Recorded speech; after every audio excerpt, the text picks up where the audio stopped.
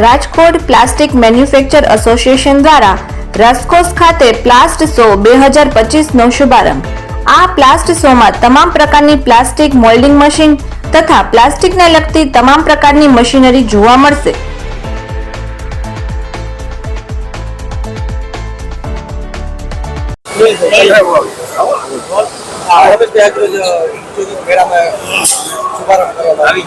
Rajkot plastic manufacture association દ્વારા આયોજિત પ્લાસ્ટ show 2025ના આજના ઉદ્ઘાટન પ્રસંગની અંદર અમે સ્ટોલની બધી વિઝિટ કરી અને આખા એસી ડોમ છે અને ઇન્ટરનેશનલ લેવલનું જ્યારે એક્ઝિબિશન ડોમ બનાવ્યા છે ત્યારે દરેક પાર્ટિસિપેટને પણ હું ખૂબ ખૂબ અભિનંદન આપું છું અને આયોજકોને પણ અભિનંદન આપું છું કે આવડું મોટું સરસ મજાનું રાજકોટની અંદર આયોજન કર્યું છે।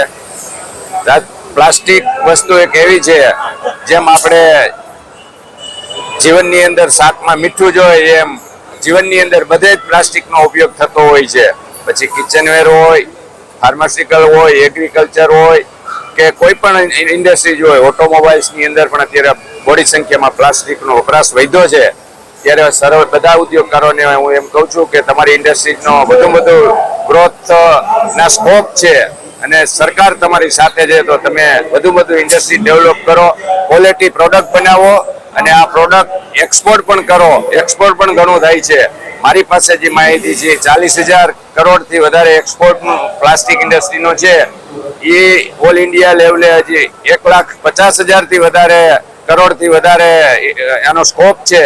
તો આ સુધી ભારત પહોંચશે એવી મને ચોક્કસ આશા છે।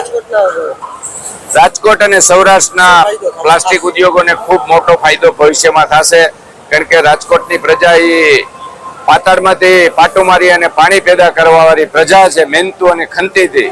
ત્યારે આ પ્લાસ્ટિક શોથી નવી ઇન્ડસ્ટ્રીઝ આવશે અને નવી જાણકારી મળશે અને વધારે ઇન્ડસ્ટ્રીઝનો વિકાસ થશે એવું હું ચોક્કસ કહી શકું।